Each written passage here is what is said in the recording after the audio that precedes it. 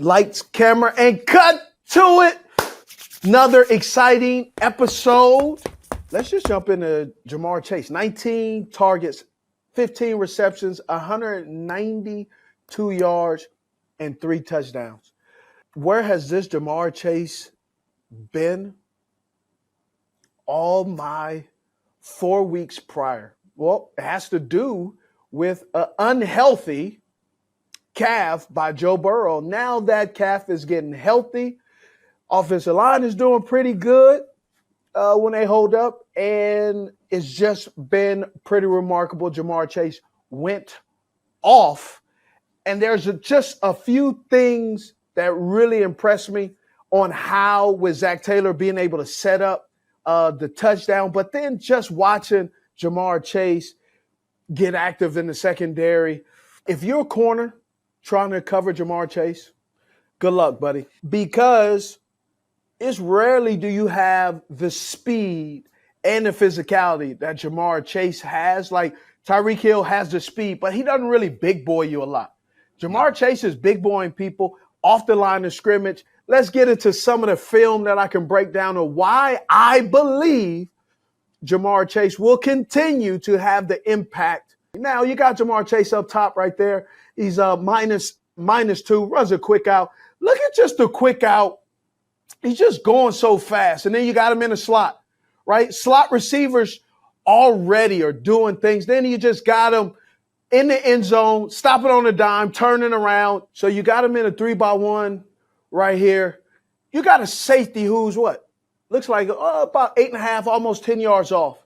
It is no way he's going to cover this guy. And then you got the corner looking at looking at Tyler Boyd, who's already losing. Look at the corner. Look at the safety. Has no idea. Listen, when you see that right hand go up, that is when the corner safety defender is trying to land the airplane. Guess what? He's not an airplane, but yet he's trying to get it. And then he almost runs into the corner. Running into the corner is actually the only saving grace because he wasn't going to get there anyway. At least now you have a legitimate excuse on why you don't get there. JaMarr Chase, his ability to get in and out of routes, obviously when Joe Burrow is protected and he's delivering the football. Even if he's not protected on this one, he's open in a second and a half. Why would you ever put a safety on JaMarr Chase? Like safety over the top with a corner, I understand, but just safety on Chase feels like such a mismatch. It is a mismatch, and there's nothing you can really do about it. Now, hold on. This is the part, this play right here really sets up something else because you have him outside. He's going to run the quick out. 1-1 is already a quick out. It's funny when you say quick and you put JaMarr Chase and they go together. But right after this, same formation, they run a curl and the post. But really what's intriguing is JaMarr Chase's ability to track the football. Most guys track the football and they're running like this. JaMarr Chase is running still in stride, and being able to maneuver and keep his balance is pretty good. Runs the quick out. Go ahead and play it. Runs this quick out. Look, just smooth.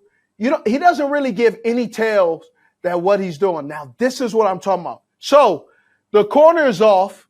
You have a curl up at the top. You have a curl. So that attracts all of that. That leaves open all of the other side of the field. And now it's a 2-on-1. Generally a 2-on-1 for a receiver always seems to put some things in question mark. With JaMarr Chase and his vertical push, go ahead and play it. It really doesn't help anything. So he's gonna run a quick out. They're setting it up. I think this is the touchdown now. Boom. What is pretty cool about this play that most people don't even notice. Joe Burrow can throw this football near the 40 on the other side of the hash. But where he throws it isn't for JaMarr Chase to get cut off by the safety. He understands what kind of player JaMarr Chase is, so he throws it to where JaMarr Chase can run and outrun the defender. And the defender gets out of position as well because he assumes what we all think. He's going to throw it to the front pylon. He throws it back to the middle of the field. Go ahead and run it. And watch how the corner loses leverage because he thinks the same thing. Right. And it's not even close, bro. On that play specifically, there's never a defender within like 10 yards. So even the freeze frame we just had, there's 3 defenders technically near him. It's a 10-yard, like that's as wide open gets. Like right there, there's nobody that can make a play on him at this point, unless, like you said, if he throws it to the boundary. So what is the right way to even attack him if you're a defense? I understand he has game-changing speed, but this kind of cushion can't be the idea. Well, here's the problem that I got. That you got a linebacker, they're running like an invert, where the middle linebacker is kind of running a two Kathy, who doesn't have a chance to – he has zero chance. No. Right? You already traded your speed linebacker with Simmons, so now you believe that he is 1, 2, 3, 4, 5. He is 6 yards away. Look how fast the 6 yards turned into 16 yards, 26 yards. Look how quickly. It's crazy. Well, even go back when he's faced towards the line of scrimmage is when they're dead even. But that's not even because the linebacker doesn't have the same speed. So right there, they're even. And then when he starts to turn, he's cooked. JaMarr, he's done. There's nothing he can do anymore. He's out of the play. Yeah, it's not even close. Only thing I picked up off this is just the ball placement by Joe Burrow. It's pretty good. And catching it, he caught the ball like at his fingertips. He doesn't dive, doesn't panic, just catches it. How much his of that ability is, to track the football? How much of that is chemistry that they've had since LSU? I do believe it has to do with chemistry. I just think it's just the great ball placement by Joe Burrow, understanding where to put the ball, and the receiver just having the ability, JaMarr Chase having the ability to make them right. Right. Because naturally I believe you think that ball should go away from the defender, not back towards the hash, and that's exactly where it goes. Yeah, because you see him, his momentum's carrying, and right about there, he starts smoothing it out downfield. And then he smooths it back out and then gets back in and tracks the ball. And here's the great thing about it. He tracks it and catches it over his shoulder. Right. That's a tough catch. Yeah, it looks like a wide open pitch and catch, but there is more to it. Yes. That catch is kind of like Ken Griffey Jr. out in center field, man. Yeah, it's like, I see the ball.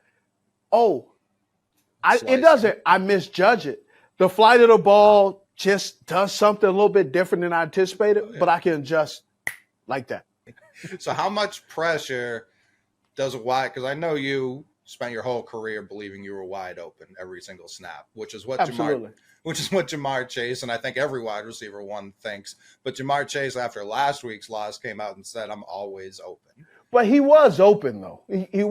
I'm not denying. He was open. I'm not. So denying it's not like that. he just threw it out there like, "Oh, they're not getting me the ball." They weren't getting a lot of people the football. For sure, yeah, they've been struggling. First half Bengals that are very real, but when you say that out loud, you're inviting, like, hey, just toss it my way. What kind of pressure does that put on yourself? And then to go out and perform the way he did, it would have been the best best game of the weekend if DJ Moore didn't go crazy Thursday.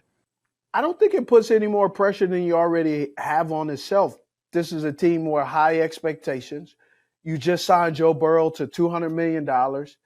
He hasn't practiced pretty much all of preseason and training camp because of the injury. They started off 0-2, 0-4 last year. And then there's this expectation, hey, don't worry about it. We've been here before. Cincinnati, Cleveland, Detroit, there's this expectation. They're no longer the team of the past. They've turned over a new leaf. You can count on them to be really good. And they have quarterbacks that are reliable. And so when the quarterbacks who are reliable and the offense becomes unreliable and the results are not what people expect, people are hitting the panic button because they're going, hey, what should we believe? Should we believe what happened last year? Should we believe the new contract? Should we believe the stats? Should we believe the draft status? Or should we believe what we're seeing on the field? And people are kind of, hey, what's true? I think this game shows you what's true. Is this a team when they are hitting all cylinders, they're a pretty dangerous team. Now I think they need to rely on the run game, but they don't and they won't. It's all gonna be air raid.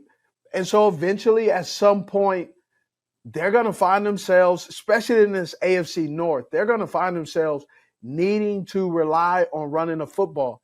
But what's intriguing is the guy that they last year really depended on in running the football, P-Ryan, he's no longer there. So now are they going to actually rely on Mixon to run the football consistently? No, I mean, I'll keep saying it. Biggest play in Cincinnati Bengals history. They had Mixon on the sideline and they gave it to P. Ryan. So I don't know if they've ever had the trust to give it to Mixon when they need to. But is JaMarr saying that last week? Is it as simple as just like, hey, get your best players the ball? Like I do think there's a lot of overthinking that we see all over the league. And I think throughout the course of the season, we talk about those first 10, 15 plays every week and all that. I think sometimes you forget, like, you've got playmakers. You spent high draft capital on them. They've been really good in the league. Give them the ball. It's the worst that's going to happen. You got to give the guys the ball. And if you don't, it's going to be kind of like here where they start to question how good is this team? Have you used the right picks? Are you utilizing all the guys you have? And then it'll eventually be, is Zach Taylor the guy that can take you to the promised land? Right. Yeah, so jobs are at stake every Sunday. And today's... Let me tell you, you talk about jobs at stake. How about the Pittsburgh Steelers with George Pickens? Mm-hmm. I haven't seen a guy like this who has the ability to change the tempo of his route so much and impact the corner on how he covers them. Good instinct, great instincts, man or zone. Man, there's just so many little nuances that George Pickens does on a football field that if you're watching it just like as a regular fan, you may see it and you may not.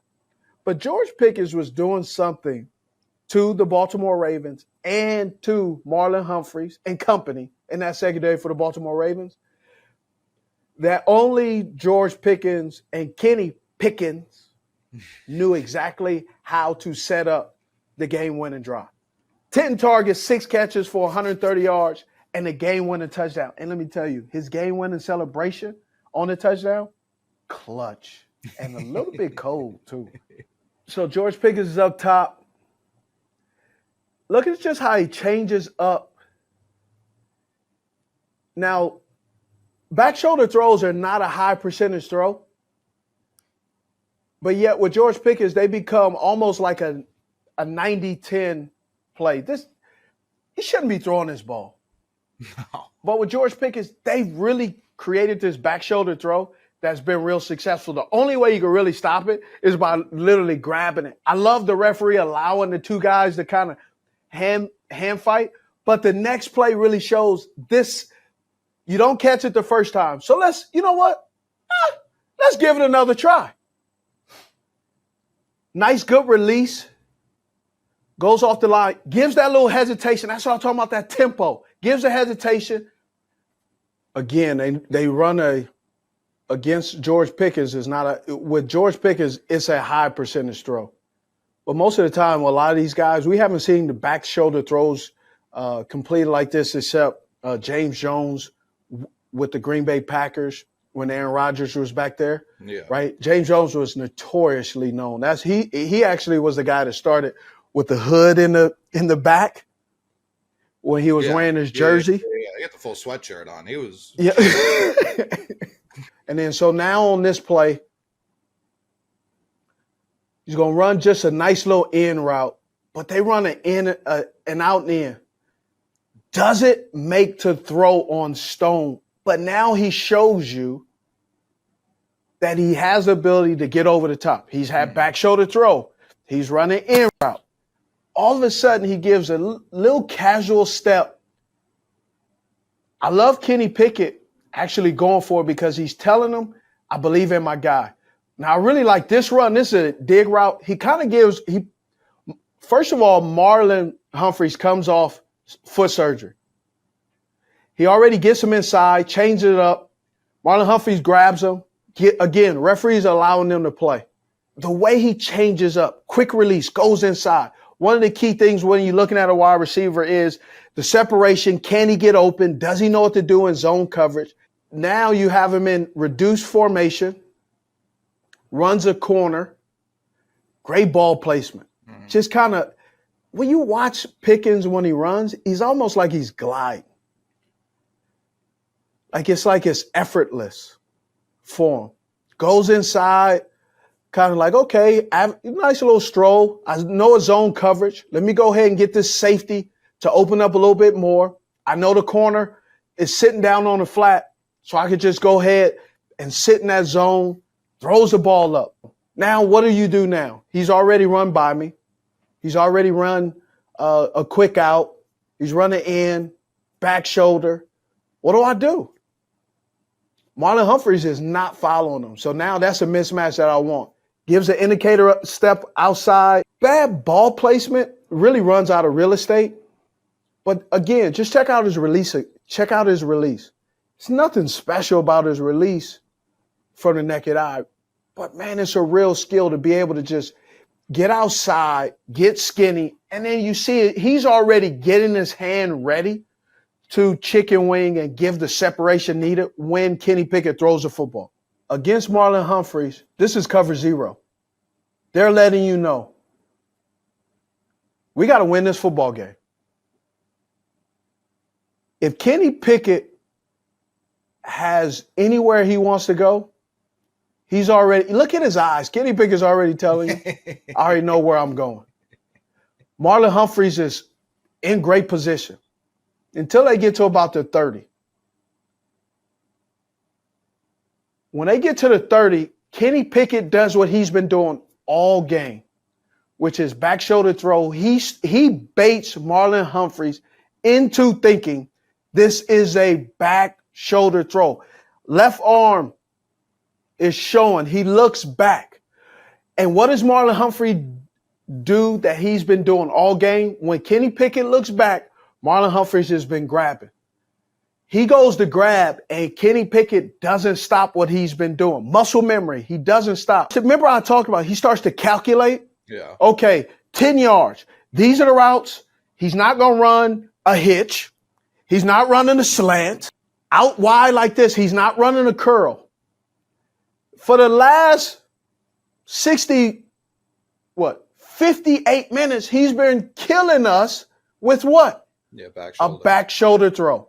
Soon as he gets to the all to the 18, Marlon Humphreys believes that it's gonna be a back shoulder throw. Then all of a sudden he realizes it's a go route and it's too late. Is part of that math and calculations not like down distance and time of the game though? Like you're in cover zero. Aren't you more, you're not okay with any completion obviously, but aren't you more okay with back shoulder, I can make the tackle as opposed to nothing over my head? I believe that's what he thought until he realized the ball was in the air and tries to start to speed up and realizes I can't get it. Right. It's crazy how they set this up. But Kenny Pickett, if they could continue to operate, if Matt Canada can continue to operate and give this young man the opportunity, they'll be fine. Against the Baltimore Ravens, the AFC North, this setup is really, really good. But we'll get into it later. I don't know if the Baltimore Ravens can survive playing this type of football. This game is a tell. This year they lose with a Kenny Pickett touchdown. Last year they lost with a Kenny Pickett touchdown. Kenny Pickett and George Pickens. They're going to have to figure out, they're going to have to get some other corners because this is unsustainable. And Marlon Humphreys has been hurt a lot, and he wasn't a speed guy already. And then with a foot surgery, seems like he's losing a little bit of his juice, just slightly. Yeah, and that was his first game back, and certainly not the easiest assignment, game one back. No. I just love Pickens, the way he's able, back shoulder throws, good instinct, his tempo. He's a special young man, special enough that he's become their number one guy. Deontay Johnson is out with a hamstring. Yeah. They're just trying to figure things out. And the pass game is something that we've known for the last couple of years with the Pittsburgh Steelers and Matt Canada, offense coordinator. They need to figure it out soon because, honestly, this AFC North is up for grabs. It is. I think everyone's got 3 or 2 wins. The Steelers are in first right now because they won that game. They get a negative point differential, so it is extremely undecided. Of all the divisions, that is the least decided at this moment. Another division that's a little undecided just because of the 2 teams at the top is the AFC East, but the team that is very decided is the New England Patriots. Your New England Patriots. Their goose, we're about a month and a half out from Thanksgiving, and their goose is already cooked. Their holiday goose is stuffed, basted. It's been in the oven for quite some time. They are done, and they should be done. And I know you as a player hate hearing stuff like this. There is no incentive, zero incentive for the Patriots to attempt to win another football game this season. So you're saying that go out there and just don't show up? Now, listen, so you're saying go out that's there what they did against the Saints. They already did that. You talked about another team when we were talking last night about looking at their body language and just being like, there's no effort here. There was zero effort shown on Sunday against the Saints, and it happened early. And when you throw a pick 6 on your first drive, they already know what time it is. They're 31st in the league in turnover differential, which is the biggest red flag for a Bill Belichick coach team. They are consistently one of the best teams. Even in these lean, bad years, their turnover differential still isn't god-awful. It's at least league average, if not towards the top of the league. That's what they do. They're not getting any pressure on Derek Carr. And the Saints offensive line that really hasn't done a ton. It's a lot of young guys, a lot of new guys. They're figuring it out.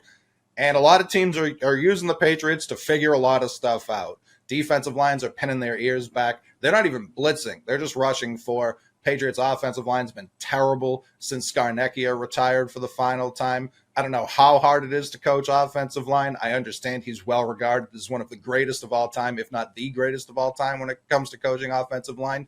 I didn't know that meant we had to regress to being the worst. After that, they couldn't have found some middle ground somewhere when it comes to coaching offensive linemen. So that's been brutal. And Mac, he's got all these sources talking his stuff for him behind closed doors. He's been doing that since he got to New England. Very untrustworthy characteristic that I don't care for, especially when you're bad. When you're actively bad, I don't say it with the chest. Don't say it behind closed doors. Man, I always find it interesting when players drop nuggets or their camp drops nuggets is a problem. Say it out loud. Teams do it all the time. I don't like that either. I don't like the leaks. And it's Okay, Boston, okay. so every team leaks. I don't like that. I mean, when I talk about the Red Sox, all I do is lambaste the front office and ownership because they own the Boston Globe. So they leak it in the dirtiest way imaginable. So that's always bothered me. But well, if you own a Boston Globe and a Boston Globe is talking, is that technically a leak, or are you just writing an article because you own the newspaper? The way they go about it makes it seem like we had nothing to do with this. This is hands off. Yeah, I could fire that guy tomorrow if he doesn't write exactly what I tell him to. But he happened to just agree with me somehow. So yeah, I don't like that either. I agree, it's bad. I don't know why people can't say stuff with their chest. Like you always hear that line. It's a business. Well, then why can't people say anything honestly out loud? Why does it always have to be through these back channels that somehow make it to the media and then we talk about them? It's grimy, and it's worse when you stink, which Mac Jones does. He's not good. It may not all be his fault. A lot of it could be the Patriots' fault. I don't disagree with that sentiment, but as long as the offensive line is going to be actively bad, having any sort of stationary quarterback, that's Zappy, that's Mac, that's anyone who can't really move, isn't going to work. So that's where it's like, yeah, let's just lose out. I'm upset Judon's hurt, both because he's hurt and he's a really good player, and because that's one less asset we can get, because you could have moved him before the deadline. I don't know when he's going to be back, coming back from injury. But all the people talking about firing Bill Belichick are insane to me, not because he's been doing a bang-up job. I think he's 37-30 since Brady left, which is perfectly mediocre, as mediocre as it gets. Sean Payton just got traded last offseason. He was on TV. He was on the television, and a team traded for him. He was never nearly as good as Bill Belichick, like genuinely never in the same discussion. Really good coach, maybe not as much of a good coach after what we saw last Sunday, but with the Saints, regarded as a good coach. Belichick, you're just going to fire him? No, to talk to him. Say, hey, is there another situation out there this offseason where you'd like to go? We will trade you there. I can think of a couple situations off the top of my head that'll probably be open that I could see being appealing to him. You don't think Jerry Jones would trade a first-round pick for Bill Belichick? Of course he would, with no hesitation. The one thing I'm really upset about, Christian Gonzalez won Defensive Rookie of the Month for September. Was genuinely a joy to watch. And now, even if the rest of the year was a lost year, it was still a lot of learning, a lot of development for him that now gets pushed to his second year. Yeah, that's true. He got hurt. Like, you never know how anyone's going to get bounced back from an injury. So that's been my least favorite part of this season by far. So you guys got J.C. Jackson back, though. Are you excited about that? I love it. It was like, that's where it's like there's still so many classic Patriots things that are happening, which is also why if Belichick wants to come back, he can coach as long as he wants. It's not like I want him gone. He can coach as long as he wants, as far as I'm concerned. He's earned that rope. I understand that's not how the business works, but in my eyes as a fan, completely fine with it. Getting J.C. Jackson back with the Chargers having to pay all the rest of his contract up front, that's classic Patriots. There was also a play in this game against the Saints that would have been classic Patriots if Mac Jones didn't just throw it backwards for no reason. The tush push is like the talk of the town, of NFL town square. The Patriots lined up in tush push formation, and they ran a fake and pitched it. Ramondre would still be running as we speak if Mac had thrown it in front of him instead of directly backwards. But that's where I'm talking about the effort. Like, he's not even trying. That's where I can't respect the backdoor stuff. When Brady lost the Super Bowl and Gisele's saying, what's he supposed to do, throw it and catch it to himself? He got killed for that, and he was good. So that's where it's like, yeah, if you're going to be bad and talk, I'm going to trash you. Yeah, look, East Coast folks, y'all different. So I'm just let it. We care way more than we should. We really take do. a college and sports irrational too. Irrational thinking. What did I say that was irrational? No, I'm just lumping. I'm not saying at this particular moment as an example. Just talk about globally. Listen, we were 4 Super Bowls in, and people were complaining. Like it was, Yeah, that's my point. Yeah, that was the tough part. That's where I was like, everyone needs to calm down. There will be a time and place for complaining. Now, when I do the complaining, people tell me I'm wrong. It's insane. It's an insane place to live.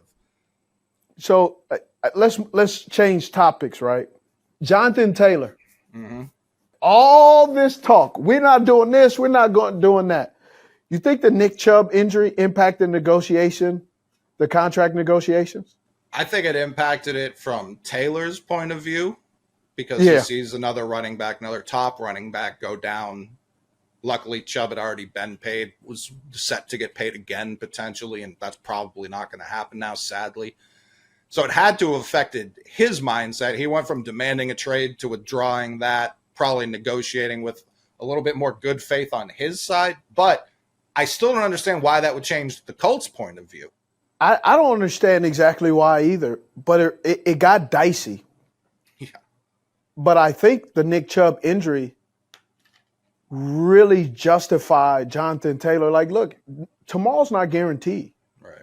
You can sit here and tell me the running back position is devalued, but if you don't pay me and I go out there in good faith, nobody's going to sign a guy because of what they think he could be. And then he gets hurt, and now it's not a guarantee that it'll wind up to work out. Man, when I saw the Nick Chubb thing, I was like, if I'm Jonathan Taylor, I'm sitting there looking like, nope, I ain't doing it, won't do it. I think the crazy part, he now has the third highest AAV for any running back in the league, and it's still just a 3-year, $42 million deal. So even these big running back contracts, they're not backbreaking for an organization. And I think that's why running backs are like sitting there like, come on, you can't do anything for me. There's like, I think you got 19.5 nothing. So you can't guaranteed. Do nothing. Like this isn't, and I've seen a lot of people who have been in the media anti-paying running backs, because that's really where this started. Media people, analytic people were saying, hey, these guys are replaceable. You've seen it. Alexander Mattison has not been the running back Dalvin Cook has been. A.J. Dillon has not been the running back Aaron Jones has been. You cannot just plug and play guys and assume they'll have the same production. These are individual human beings. Doesn't matter the blocking, doesn't matter any of that. They still have to be guys who read holes and have acceleration, have burst, don't fumble all the time. Like there's a lot of things individuals do that aren't just because they're running backs can do. Or the scheme dictates you'll be successful. Oh, we run zone blocking scheme. We'll hit the outside edge. You'll be fine. We can plug and play anybody. You can't plug and play anybody. No. But I've seen a lot of people who have been responsible for this start to look at some of these tight end contracts and go, now wait a minute. These guys are getting paid. They're having even less of an impact on a play-to-play basis than some of these top-shelf running backs, and no one has a problem paying them. And I have no problem with anyone getting paid. They're putting their lives on the line out there. Everyone should be getting paid. But this idea that running backs have no value is crazy. I think people are starting to see that it's a little insane. You can't just plug and place anybody because he has a helmet. Oh, let's right. Nick Chubb, right? Like, yeah, you'll have a guy that'll come in and show you some things, right? But not every team's backup in a good scheme is going to show. Like I talk about all the time with defense, situational pass rushers does not mean all of a sudden you're going to become a prolific pass rusher every down because you only come in on third down. Like Madison comes in on third down with Dalvin Cook. He was a third down back. And now he's an every down back. And then you just, you know what? Let's trade for Cam Akers because he has more burst.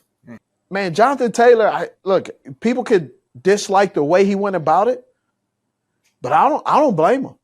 I don't blame him one bit for saying, hey, I'm not doing it until you pay me. And I think the Nick Chubb thing sped up everything. I think where it may have had an impact on the Colts, Irsay, little bit of a crazy person, but I could also see an injury like that hitting him right here in the chest and making him change his tune, because he was tweeting some wild things when Taylor was asking for a trade and saying he's going to hold out. I think his account got hacked. That's what I'm going with. Yeah. Wasn't me. It wasn't me. Things were spelled too correctly. Couldn't have been him. Oh, hey. So you got your running back. Yeah. He's balling. You got your big quarterback, rookie quarterback, who's doing great. And you know, some people came at me on our page talking about what they say, Steve, shut the blank up, let the kid play. Now he's out for a month. Grade 3 AC joint. I'm not hating.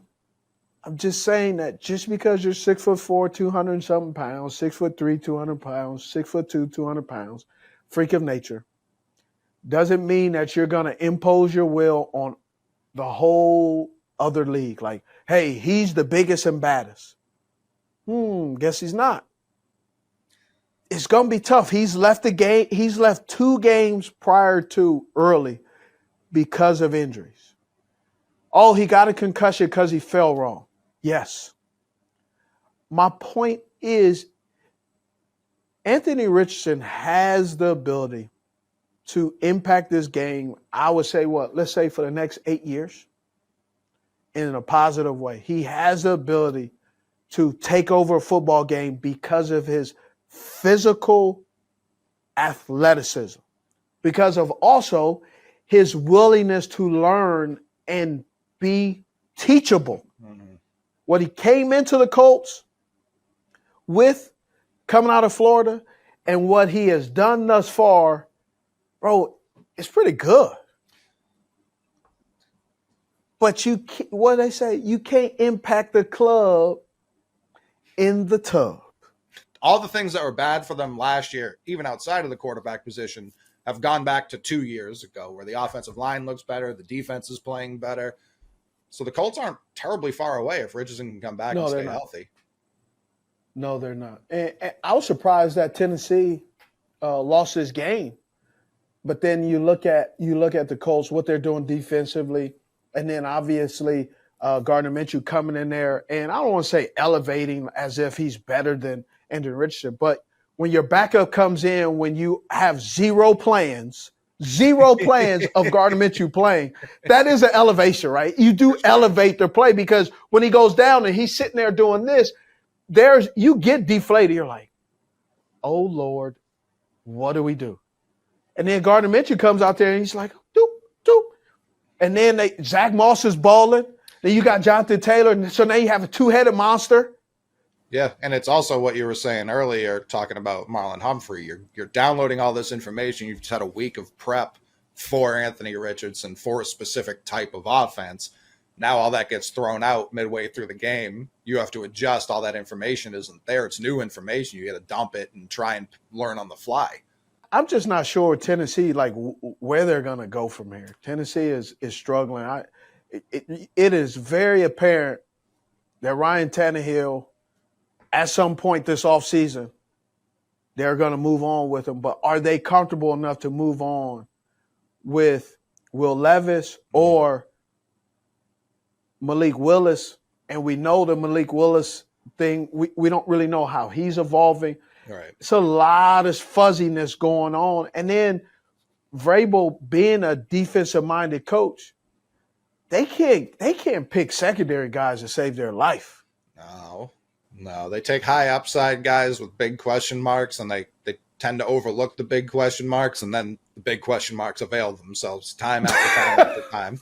What was it, Caleb Farley out of Virginia Tech? His whole back was shattered when they drafted him. He hasn't been able to stay healthy.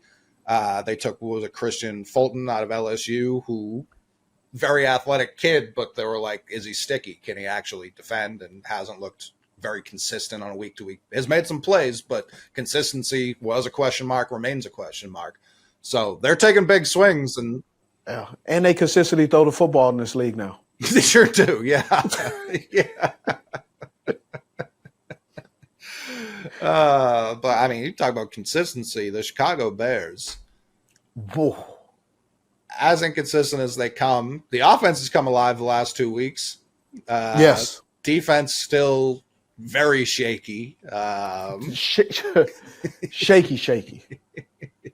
But Justin Fields, what have you seen these last 2 weeks compared to the first 3 weeks? Has there been a change in him and how the offense has been called? Bro, I'm scared to say there's been a change because we don't even know if it's going to stick. Right. Because you don't go from not doing anything and all of a sudden in the last 2 weeks you throw for 617 yards, 8 touchdowns, 1 interception, and a quarterback rating of 131 over the last 2 weeks. And literally, we were just saying 2 weeks prior to that, or Chicago fans were saying 2 weeks prior to that, should we start to fire this coach and start to plan for Caleb Williams at USC and possibly hiring the head coach of USC, a package deal? Hey, we're going to fire this guy and hire this guy. Kind of like what the Arizona Cardinals did. I don't get it. I don't get it. And what worries me about the narrative, right? We was talking about Mac Jones. Narratives really become important in NFL because it's sometimes not actually what you see on the field, it's what's being said. Sure. And then when something happens on the field, they go, oh, I knew it. I knew that guy was this. I knew that guy was that. Justin Fields is not a pocket passer traditionally if you compare him to other quarterbacks. Whoop-de-doo, great. We all know that. But what I question is, man, you don't throw for 617 yards by accident. You have to have some leverage of competency to be able to do that. Right. You got to know the right read and go through your progressions. Yes, he was throwing it to DJ Moore, but DJ Moore was beating the guy. And you got to hike the ball, line up, make the right read, look at the safety, then throw the ball. I just think with Justin Fields, they're trying to do way too many things, trying to make him into this and that. They want to make him a pocket passer, but the problem is your offensive line isn't very good. Right. Why do I sit in the pocket? Yeah, why do I sit in a pocket when it is hazardous to my health to stand there and deliver the football? Yeah. I'm the fastest guy on the field. I can run away from this, no problem. I don't need to stand here and take this. I just don't get it. There was a play in this Washington game specifically, because I've seen a lot of Bears fans, anti-Fields Bears fans, who are saying you can tell he wants to tuck and run, but he's becoming indecisive. And they're conflating that with him not knowing where to go with the ball. There was how about there's people trying to injure him that are chasing him, and he's trying to figure it is survival. Do I run? Do I throw it? But it's still going to hurt either way.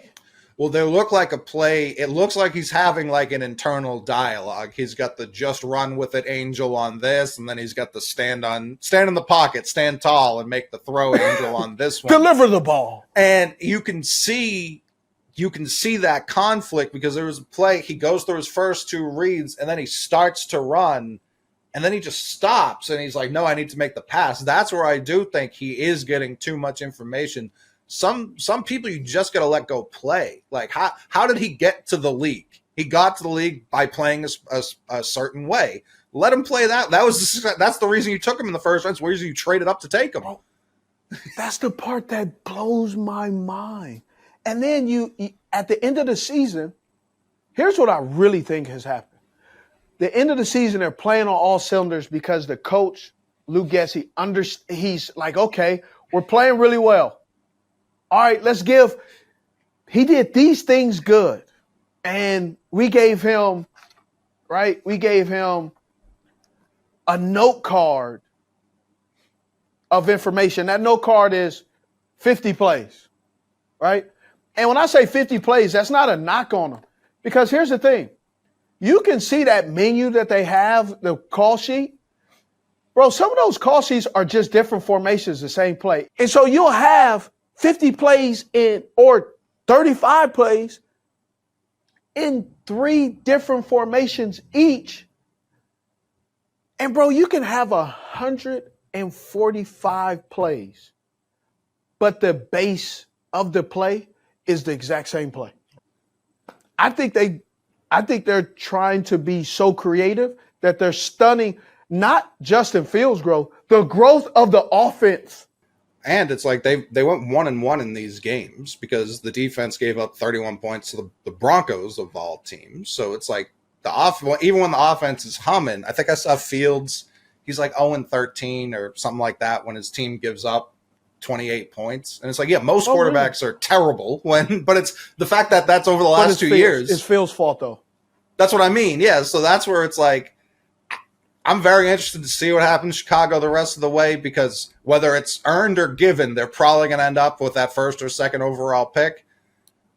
Either they're going to be giving away Fields for the cheap and someone else is going to figure them out, or they're going to be trading a pick so another team can go get that quarterback. But it's a very interesting, as someone who doesn't care about the Chicago Bears at all, it's very intriguing to see what happens. How are they, because it's the Bears. They're probably going to mess it up. They're probably going to do the wrong thing.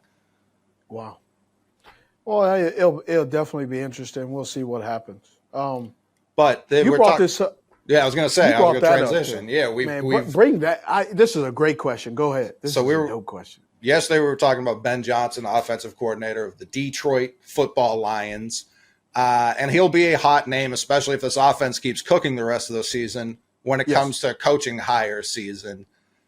And part of the reason I thought about this, or we thought about it on TWS yesterday, is the teams that are looking to hire coaches, typically bad teams. So would you rather be a first-time head coach, but you're saddled with a rebuilding team, probably a team in dire need of help, or would you rather continue being a well-paid offensive coordinator of a very good team? First of all, you got to interview well. Yeah. There's been times where people have said, "Oh, you'll hear, guys go on interviews," and then they come back and say, "Oh, I'm deciding to stay." Sometimes they realize that they didn't interview very well, and they still need some coaching up, and they realize what I thought I was gonna be, I'm really not prepared for. Yeah. A lot of coordinators this year interviewed for jobs, and I heard they weren't great at articulating who and what kind of coach they would be. Yeah. Because you have to have something to stand up in front of a room full of men and be able to command, demand, and articulate, respect, and communicate in a way all of these different people from all these different walks of life can all go, "We got you, coach. I get it." Right?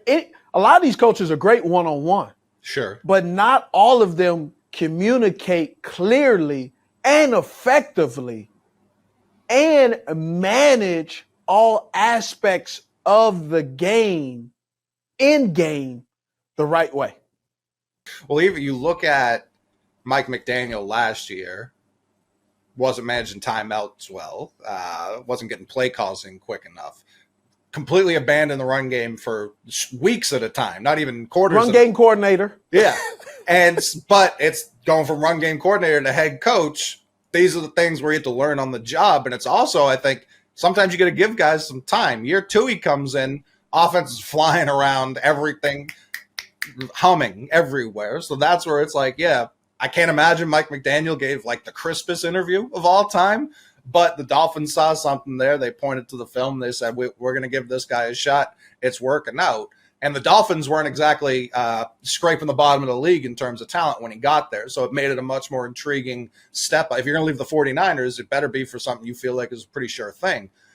But that's where, if I'm Ben Johnson, yeah, if I can keep Jared Goff here with Amon-Ra, with Montgomery, with Gibbs if they ever figure him out, with Laporta, with one of the best offensive lines in the league, and a division that no one else seems to want to. Yeah, no one else seems to want to compete. Green Bay lost to the Raiders last night. The Bears are the Bears. The Vikings are 1-4 now. So that's where it's just like, yeah, this seems like a pretty good setup. I don't know that I'm in. You look at Bieniemy. He stayed in Kansas City for a long time. I know he's a guy people said didn't interview well as well for a couple of years. Bieniemy should be getting a head coaching job this year. And I think Bieniemy has saved Ron Rivera's job for a year, hopefully. But I don't see Ron Rivera lasting beyond this year, Right. Beyond another year. Right. This will be his fourth year, and it looks like he's not going to have a win. He will not exceed his second year in the league of making the playoffs. And I believe Bieniemy got brought over with the new ownership that bought Washington, so I think they probably picked him as well. That was probably part of their thought process. Let's get him in here for a year. And I honestly don't even hate that if that is it stinks for the current head coach who knows this guy's coming to take my job. But if your concern is putting too much on someone's plate as a first-time head coach, it's not the worst idea to bring them in as just a coordinator and then elevate them. Yeah, I've also heard that, a lot of people have been impressed with Bieniemy, but he's a manager of men, and they want him to manage and not also call the plays, and I believe he wants to call the plays. So I think there's a little bit of a rub, but I think it'll work itself out, and I think this is a year for Eric Bieniemy to finally get a head coaching job. Yeah. So to answer your question, I would rather be an offense coordinator on a good team than be a head coach on a bad team, because just like here in Carolina, right? We're talking about here in Carolina, talking about 6 years not making the playoffs. Man, this fan base is rowdy right now. Yeah. They're up in arms. And sometimes if you are a new head coach for a bad team, that bad team has rubbed the community, the city the wrong way. Right. And you have to do so many different things to ingratiate yourself in that city, to show that there's a new philosophy in town. And as soon as you lose, the first thing the fans do is say, the same old team, right? They haven't changed. And there's no room for error when you're a new head coach on a bad team. They believe that you're doing the same old crap that the old regime is doing, and they're sick of it. Right. So with that, I would just rather be a good coordinator on a good team. Yeah, because even if things go poorly, the head coach is going to catch the blame anyways. So it's not your problem, really. Yeah. Well, talking about a new head coach, how about my Baltimore Ravens? They lose against the Pittsburgh Steelers, the black and blue division, the rivalry. It is no way they should have lost this football game. No way. To only score in the first half basically 10 points. You're already, with 2 minutes left, you got 36 plays, 220 yards, almost 17 minutes of time of possession, 14 first downs, and you cannot finish. Averaging in the run game almost 8 yards a clip. They start off in the second half and start off slow and still averaging almost 6 yards a clip in a run game. But again, score 10-3. You have 9 first downs and you're only up by 7 points. Something's wrong right here. So I saw a couple people saying a couple of the drops weren't drops as much as they were hospital balls, and guys were trying to not get knocked out of the game. Is that what you saw? Because I saw some just drops. Here's what I saw. I saw an offense who can move the football from the 20 to the 20. Yeah. Can't finish, man. That's not championship winning football. So you've played in these Ravens Steelers games. Can you look at these games and say these are accurate reflections of these teams, or do these teams play differently when they play against each other? So that's the tale of two tapes. They do play against each other differently, especially with the head coach of Tomlin and John Harbaugh. They know each other. They have a type of brand of football. Stop the run, minimize explosive plays. But the Baltimore Ravens they were moving the ball a lot. They just had Bateman drops in the end zone. right? Andrews drops a pass. Aguilar. Zay Flowers drops a pass. Justin Hillman, he gets a explosive play, a screen, and the ball is knocked out for a fumble. They had momentum killers. Yeah. Right? And so, like, how far can this offense go for the Baltimore Ravens? If you don't score points, it isn't going very far. No. It wasn't red zone offense part of their problem under their last coordinator too, Roman? Yes. Because they didn't have playmakers. Right. They have playmakers now. Now the playmakers have to make plays. What have you seen from Odell this year? Because Joey Porter Jr. picking up the mantle right from his father in terms of trash talking, told him to go home and be a family man. Does Odell still have stuff left in the tank from what you've seen? Yeah, he does. He's battling an ankle injury, so you can see, right. I think he called us a little slant. He's battling an ankle injury. It's really that game is hard to say because if you have an ankle injury and then a guy goes out with an ankle, it's really hard to sit here and say, oh, he can't play. There's a lot of things going on in Baltimore. You got 7 drops in week 5. That isn't good. No. Because Lamar had some plays. He was moving the pocket. He was stepping into throws. He was hitting guys across the field. The interception of Odell, I think, was on Lamar. That was a poorly thrown ball. You know your receiver is injured, and you also throw it not out of bounds. You throw it right to the corner. I find that one hard to put on the receiver. But if he throws that ball and you're up 24-5, it doesn't matter. The game's already over if everyone had made those catches earlier in the game. So that's where I haven't seen Lamar that visibly frustrated. He spiked his helmet no less than 7. I think he spiked his helmet once for every drop. Every time he went back to the sideline, he was spiking it. And I haven't seen him that visually frustrated. And he's had much worse weapons than this. Yeah, it was a tough one. I know the 4th down play, they have 4th and 2. And he had Zay Flowers in the flat, but then pressure comes and he has to scramble. I don't understand. I've rarely seen now lately 4th and 2. Why are you in shotgun formation? Always looking like you want to throw the ball. You've been running the ball pretty darn good thus far. Why all of a sudden get cute?